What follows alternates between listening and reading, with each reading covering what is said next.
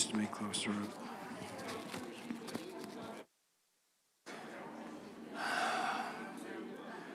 Okay. Whew. So this is not the first time I have done this, but I forgot my notes. So I had to run back home. And that always reminds me of the day we got married 35 years ago at Hillsborough. And we were supposed to be there at, I think, like 4 o'clock or maybe 1 o'clock. Well, it wouldn't have been 4, probably 1 o'clock. Whatever. And I am, because we're taking pictures first.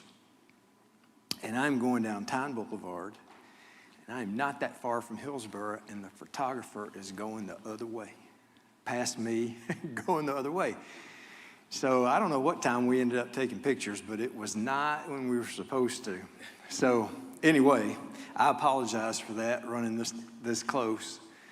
Tim is not here, as Bruce told you last week. And we're going to do something sort of similar, but a little different than what Tim has been doing. So just hang on, and hopefully this will be a good night. So I'm no sage, which means I really don't like to lecture. And so even though it's a little challenging in the auditorium, I still like to get interaction with you guys. So where we're going to start is with this question: what traits draw people to Jesus and drew people to him when he was on earth? What would you say? It's not a trick question, and there's any number of answers. People today or people back then? Both. Well, back then it was probably his miracles. Okay, the miracles, sure. I mean, somebody could legitimately heal today. I would say people would be drawn to him, even if they were a jerk. I would think so. What else? Forgiveness. Okay, forgiveness, absolutely. So, that is something that I suspect each of us finds challenging, and yet welcome whenever we find someone who can do that. What else? Definitely his love. All right, the way he loved people. No doubt about that. This is funny, Bruce. That's not the background I had on this. Oh, he changed it. Oh, okay. Great. All right. Well, hopefully everything I put in there is in there. So, but love and anything associated with love that you would think about? Compassion. Absolutely. I think, and for sake of time, we'll kind of move on because that's what I was fishing for. I think more than anything else, his compassion appeals to people still to this day. What is compassion? What is it? It's a word that we throw out there, but what is it really? In your own words, what do you think of it as? I was going to say genuine care and interest. Genuine care and interest. Okay. Yeah, absolutely. And that may be really a great summation of it, but anybody think of something different that compassion is? Concern. Okay. Yeah, someone who genuinely has concern for people it's a pretty rare person. Maybe a person here or there, maybe a family member, but just people in general, it's pretty rare. What else? Okay, So Marlon says empathy. So I'll move on to this. So, and I just copied this straight. This is not my words. Among emotion researchers, it is defined as the feeling that arises when you are confronted with another's suffering. All right, so remember from my Sunday morning class, what does the word passion mean? Originally, comes from the Latin passio, which means, were you guys absent that day? Means suffering, all right? So the word passion comes from the Latin word meaning suffering. That's why a lot of times you'll hear the week leading to the crucifixion called Passion Week, or Christ's passion. It's his suffering, okay? So compassion is when you are confronted with another's suffering and feel motivated to relieve that suffering. Compassion is not the same as empathy or altruism, though the concepts are related, okay?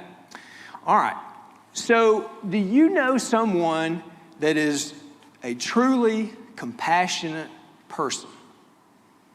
Now, I'm not talking about a one-off. You know, maybe from time to time they find themselves compassionate, but just in general, that is just who they are. How many of you know somebody, or maybe more than one, who are like that? Do you find them to be rare? Okay, I'm going to pull a Tim. This means yes. Okay. All right. I find them pretty rare. I could think of, well, the one that really came to the forefront of my mind is my father-in-law. Most compassionate man I've ever known. And it's just rooted in, he just loves people. And that's really the root of it, right? A compassionate person is just a person who loves people. And so when you think about the person of Jesus, would you say he was a person who loved people? Yeah, absolutely. And so we go back, whoever it was that said love, Bonnie, was that you? Becky, was that you? Okay. So yeah, the two are tied together. Absolutely, the two are tied together.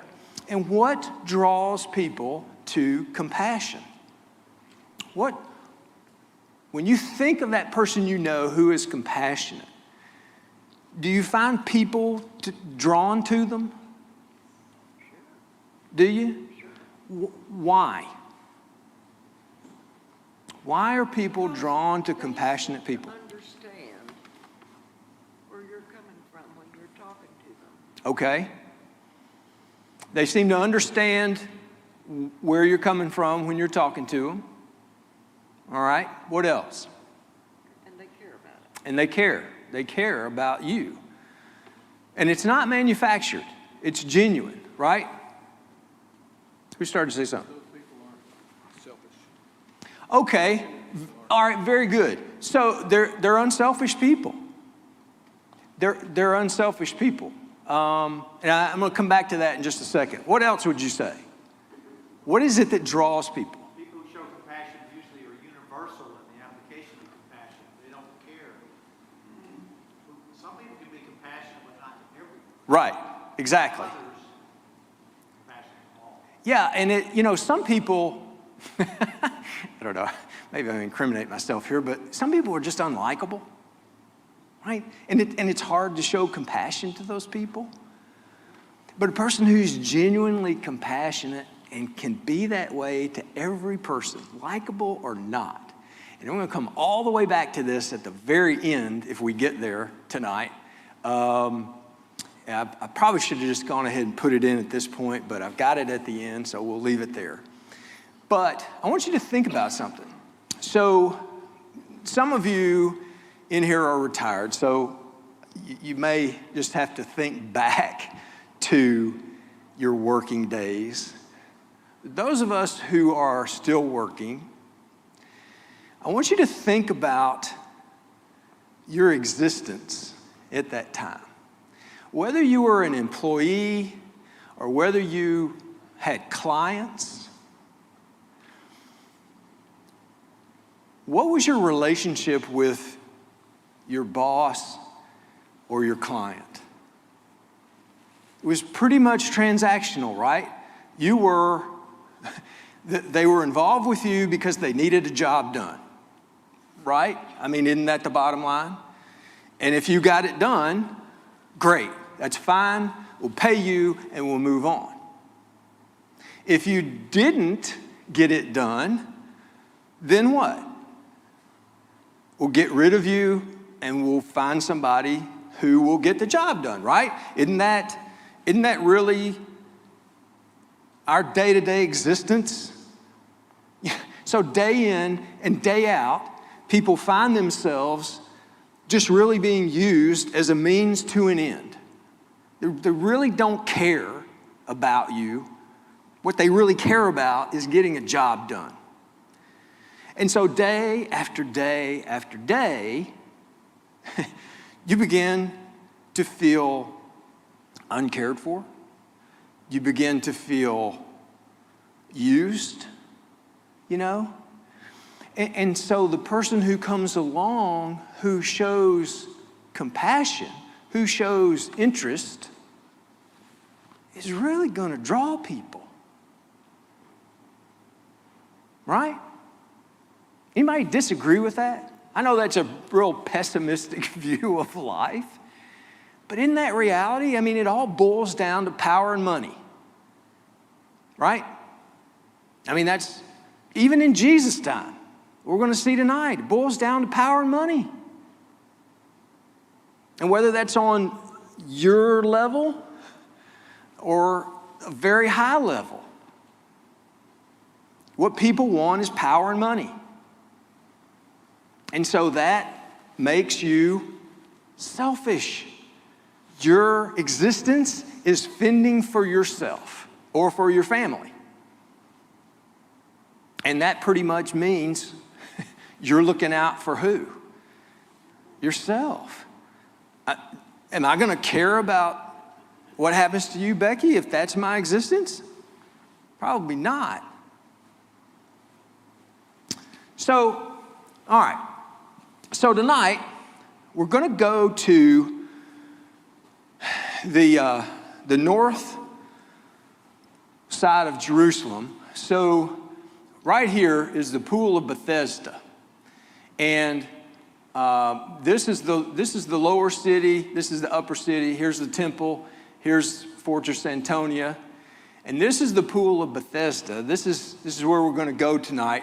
And before we get there, and I'm going to let Bruce tell you about the actual architectural part of, or archaeological part of this. But here, notice at the south part, this is in the city of David, the Pool of Siloam. Now, both of these sites, Jesus performed miracles. Siloam was when do you remember what happened at the Pool of Siloam? Yes. This is when he came across the blind man and he spit, made mud and put it on the man's eyes and he told him to go wash in the Pool of Siloam. Okay, that was that story. But tonight, we're going to look at what happened at the Pool of Bethesda. And so I'm going to turn it over to Bruce here for a little bit, and then I'll come back and deal with the story. All right, just for a couple of minutes, I want to show you a few things. First of all, this is a map of Jerusalem in New Testament times. So as Nelson has mentioned, the pool was in the northeast corner of the old, what we call the old city now, just north of the temple. And let me see what the next. While I'm on this map, as I mentioned last week, I think, the old city of Jerusalem today is divided into four parts, four quarters of Jerusalem. Sorry, wrong button. This quarter right here, the upper right quarter, is the Muslim quarter. To the left of that, in this corner here, is the Christian quarter. divide this part in half, and the right-hand side is the Jewish quarter, and then this part here is the Armenian quarter. I did a little study on the Armenians. I don't know, how many of you know what Armenians are? Anybody? I didn't either, for sure. They pretty much live now in parts of what used to be Russia, Soviet Union. They're also of descendants from the area of Turkey. So they are an ancient civilization. They date back to descendants of Japheth, one of Noah's sons. So anyway, this is a photograph from the model city in Jerusalem, and this is the pools. This is the archaeological rendition of what the pools of Bethesda would have looked like. Two separate pools divided by a fifth portico. In Scripture, it's called a five-sided pool, and that's because it's divided in half. And so there are two large pools there. Now today, it's kind of hard to figure out what the pools were, but this is the area that has been excavated, and in a minute I'll kind of show you why maybe it looks the way it does. But it was excavated in the 1800s. It's not that old as far as the excavations are concerned. But as time went by, more and more information about the site came. They decided that really is the place where the pools of Bethesda were. It fits the description of the Scripture, where it was. And I think I've got another map in a minute that'll show you that it was near a gate that is mentioned in John chapter 5, the sheep gate. So there is that gate just adjacent to it. So some more photographs. These, this is the area that's been excavated, and it's pretty difficult. They're deep. What did we say was 40 feet or more below the surface of the streets that you're walking on. So there's been a lot of stuff piled on top of what used to be the pools of Bethesda. But as you look down, you can tell that there are parts of it that were part of a pool. It's just hard to capture that in a photograph. Now, this is a map that kind of shows you, a drawing that shows you why it looks the way it does. The two pools with the wall between them, and what you see there overlaid is a Byzantine church building. So somewhere after the pools were no longer in use, we can always tell it's the right place, right? Because why? There's a church building there. So there is I think there's two churches there. I think there was a Crusader church built. I'm sorry, I'll get this pointer right in a minute. Uh-oh, what did I do? I messed it up. It's not backing up. Can you guys upstairs back that up?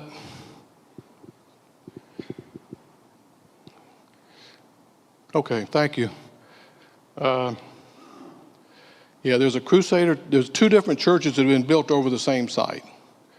And so that kind of gives you an idea why it looks the way it does when we dig it up and try to find the remains of it. So anyway, again, another shot of the model city and the pools and what archaeologists are pretty sure they would have looked like at the time of Jesus being there. Surrounded by porticos. And I was going to read do we have time? Read one little short paragraph that I found online that I thought was pretty interesting. The excavation of the Bethesda pools happened in the late 19th century, long before many other biblical ruins and fortifications were found. It took 100 years for archaeologists to accurately identify the site. The location near the Temple Mount is in a residential area, making it a very difficult site to excavate. The ruin was a puzzle to many, discounted as the site of the miracle by some, while numerous other scholars came to the conclusion that John simply used creative license in his description of the pool. Yet, when the site was fully excavated, it revealed a rectangular pool with 2 basins divided by a wall, a 5-sided pool, with each side having a covered porch or portico, just as John described in his gospel. So that's the site that is there today, and I think it's back to you.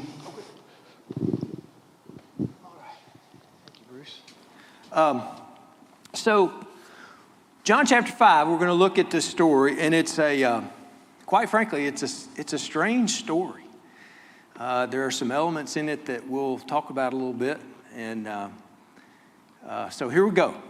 After this, now, so Jesus has been up in Galilee, and he has healed the son of one of the royal people without even going there. He just told the guy that his son would be okay, and it happened. So now he's gone down to Jerusalem. It says, after this, there was a feast of the Jews, and Jesus went up to Jerusalem. Now there is in Jerusalem by the sheep gate a pool in Aramaic called Bethesda, which has 5 roofed colonnades. Now, one thing I'll throw in here, they have decided that this was a mikveh. The steps and the landings are such that they believe that to be a mikveh. And if you remember from my Sunday morning class, we talked about, the specifications for a mikveh. What I did not know, I learned in research for this, is a lot of mikvahs were actually covered because they would use the roof to catch rainwater, which would provide a water source, a living water source for the pool. So anyway, throw that in for free. So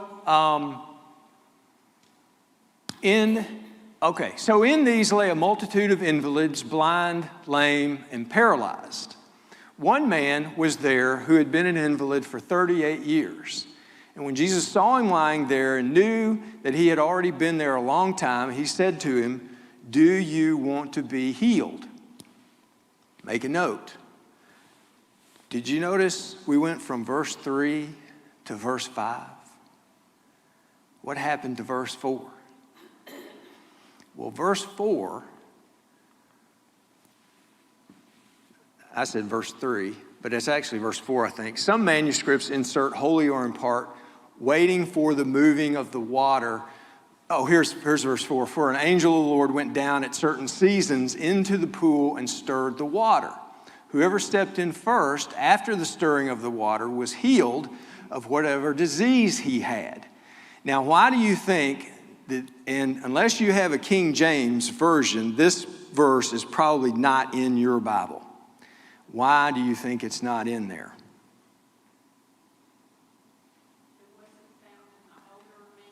Okay, but why do you think it wasn't there?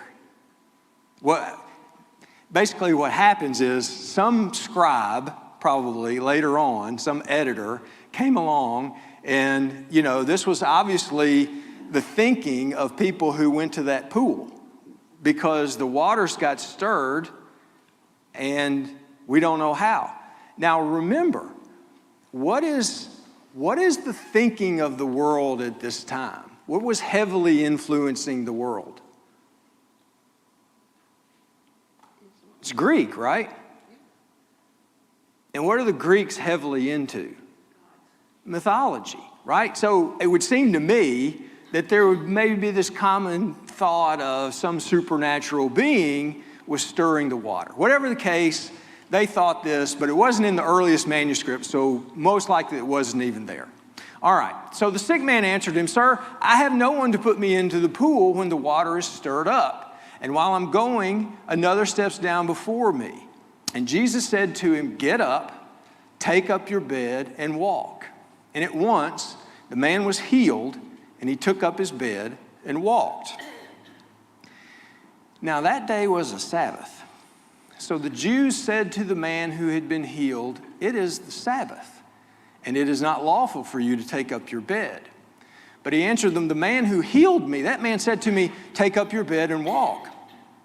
And they asked him, "Who is the man who said to you, 'Take up your bed and walk'?" Now the man who had been healed did not know who it was, for Jesus had withdrawn, as there was a crowd in the place.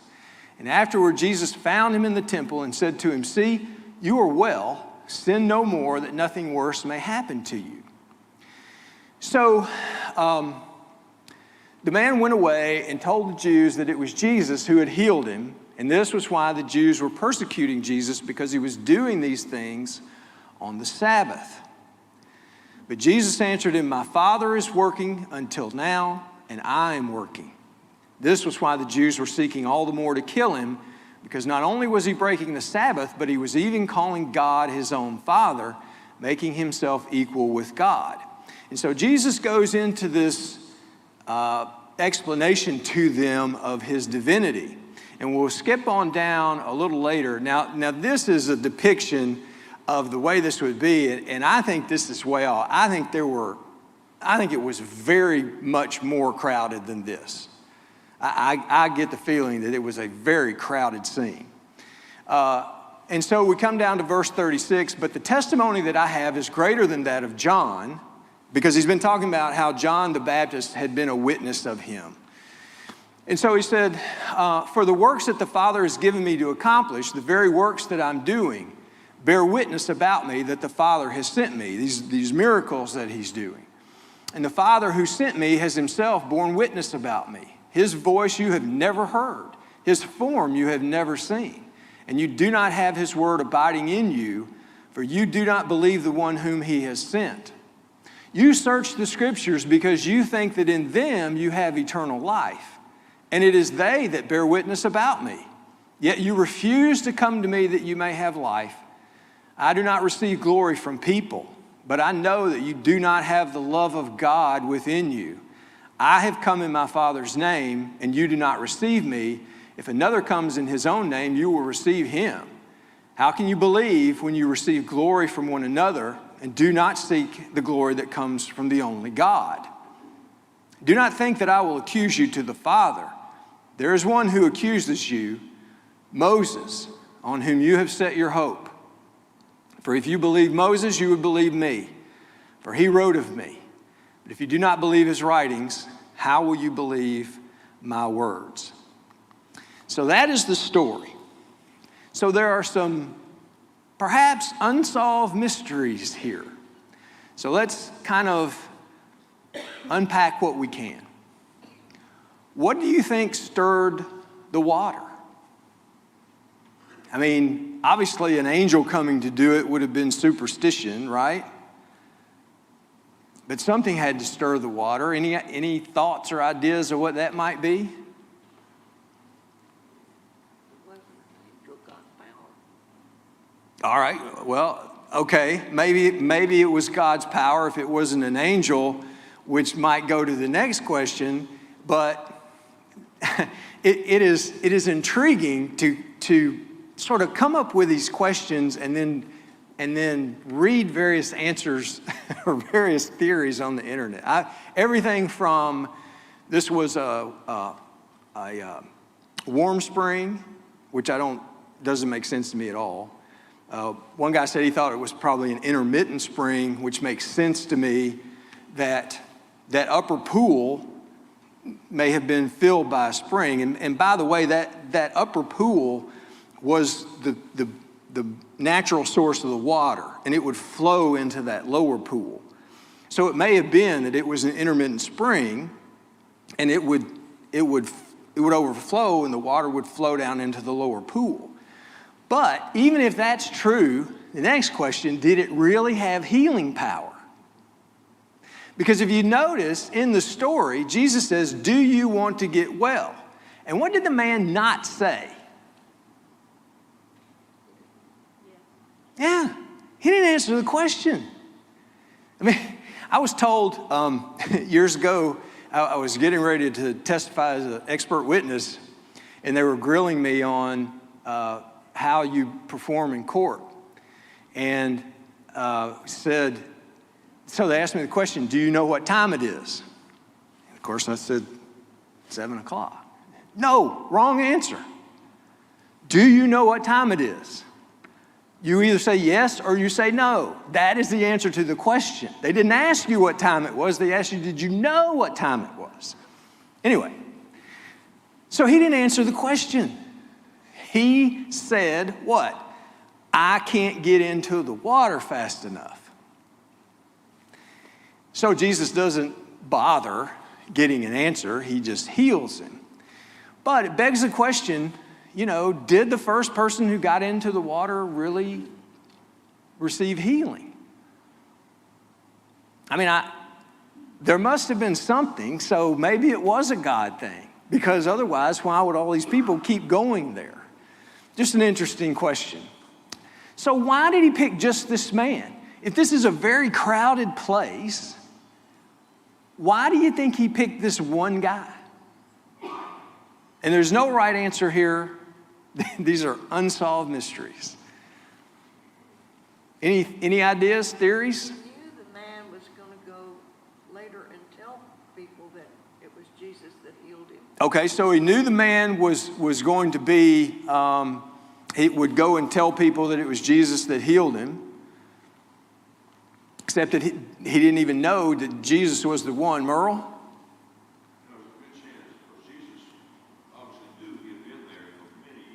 Yeah. Everybody had come to God and seen it. So there was a power in this.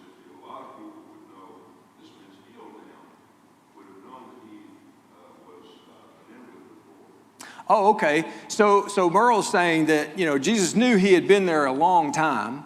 And so there was no doubt that if he healed him, people knew he had been there for years and years and years. So there's no doubt if he was healed, there's something real going on here. It's kind of like Lazarus being dead as long as he was. There was no doubt he was dead.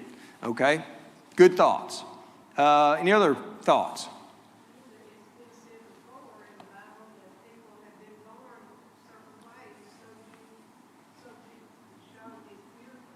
Okay, yeah. So maybe he was there for the specific purpose of Jesus performing this miracle. I mean, very well could be. You know, but it is an interesting question, right? I mean, if you were one of the other ones in the crowd, wouldn't you be like, hey, why me? What's wrong? Why couldn't you pick me? You know? Are we that way sometimes? All right. Why did Jesus just slip away after he did this? Didn't even bother to get the guy's name. Isn't that kind of weird, do you think? So he heals this guy, and so while the guy's picking his bed up, he just sort of slips out, and the guy looks back and he's gone, I guess. Don't know. Why would you think he would have done that?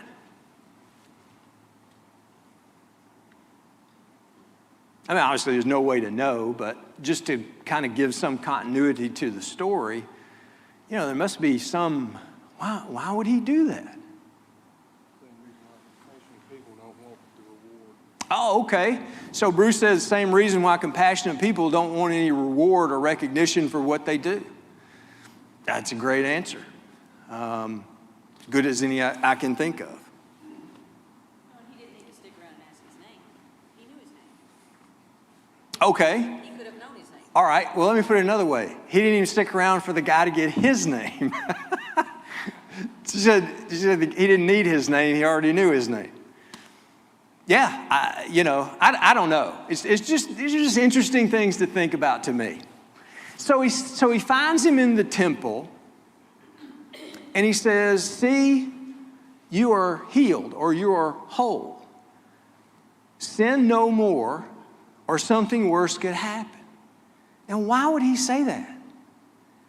I mean, there's no evidence that the man sinned to cause his infirmary.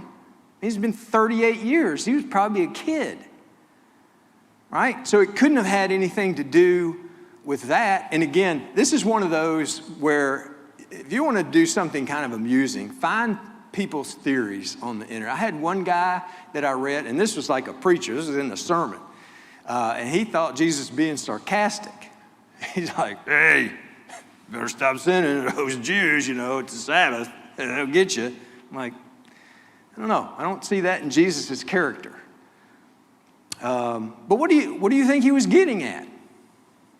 Because a few chapters later, with the woman caught in adultery, he says what? He says the same thing, right?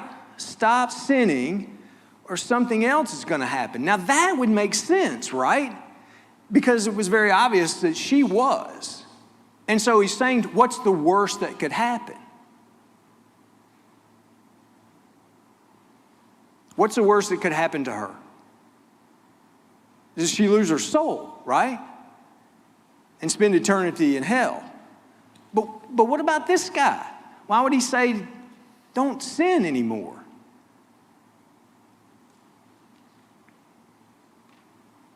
I mean, the only thing I can think of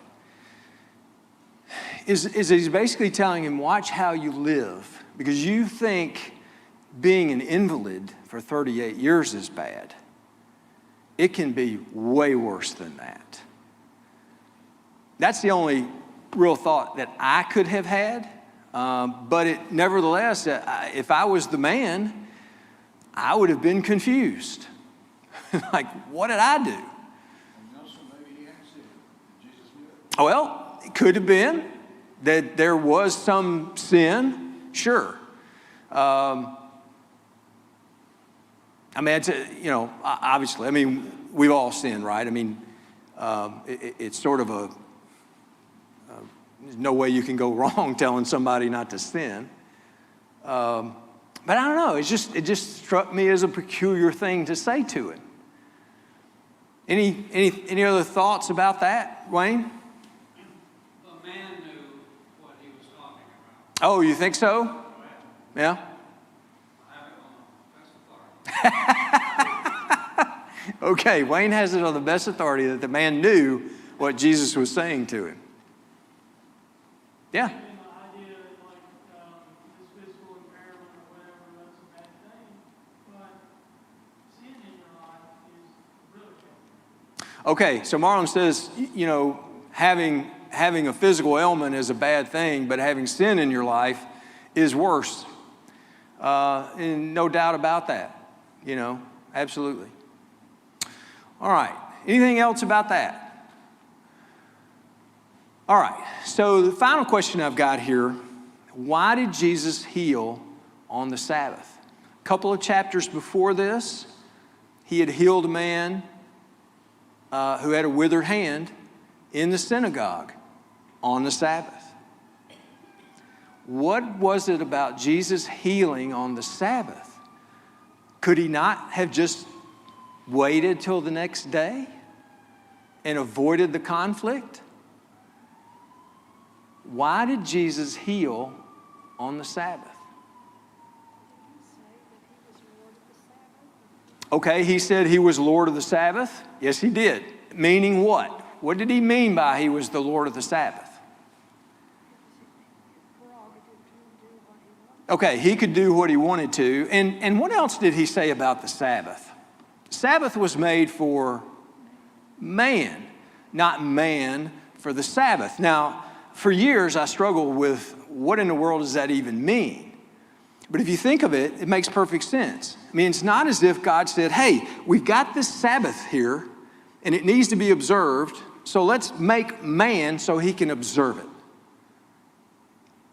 Well, obviously, that's absurd, right? So he says, we have man, and he needs to rest. So let's create a Sabbath and give him an opportunity to rest. The meaning of, he made the Sabbath for man, okay? All right, what else? Why else would he have healed on the Sabbath? What was this all about? I've got a child's version. Okay, child's version. In verse 17 it says, my Father never stops working, and so I work too. Okay, yes, and well, we may as well go there next. So what does that mean? Okay, I'll come back to this. So he says, my Father never stops working, and I'm still working. What does he mean by that?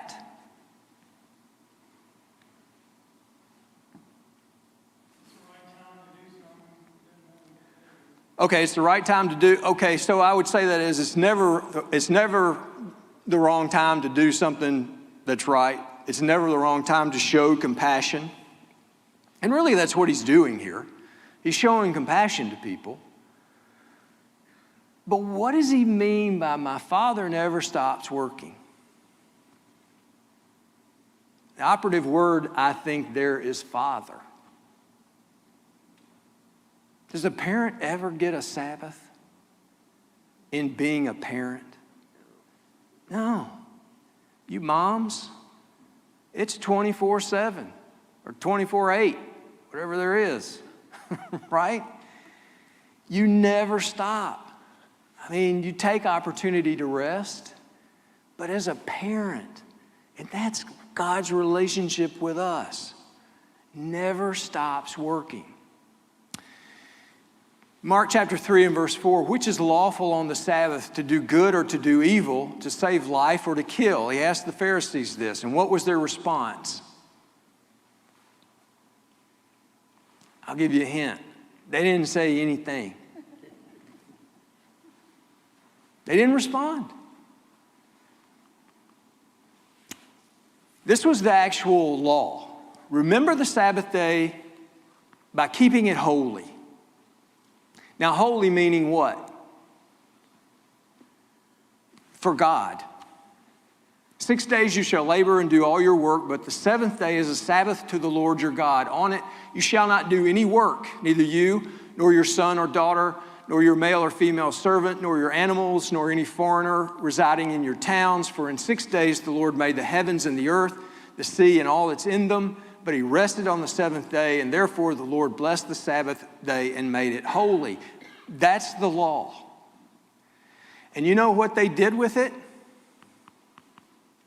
The Pharisees' Sabbath restrictions forbade the following activities: writing, erasing, tearing, conducting business transactions, shopping, cooking, baking, or kindling a fire, gardening, doing laundry, carrying anything for more than 6 feet in a public area, moving anything with your hand, even indirectly with a broom, a broken bowl, flowers in a vase, candles on a table, raw food, a rock, a button that's fallen off. You could move things with your elbow and your breath, but not with your hand. Does that sound like the law that God gave? So they had made this ridiculous, burdensome oral law, you know, and Jesus was like, you're missing the point. And I think that is why he did it on the Sabbath. It was, their motivations were so void of compassion, he couldn't take it. So he said, no, I'm going to show you a different way. I'll end with this, because I think we should be about out of time. How many of you all have seen this movie, A Beautiful Day in the Neighborhood, Mr. Rogers movie? How many of you all remember Mr. Rogers? Okay. Well, I think the movie does a great job of sort of, now granted, this was a fictional story that this Lloyd Vogel is doing a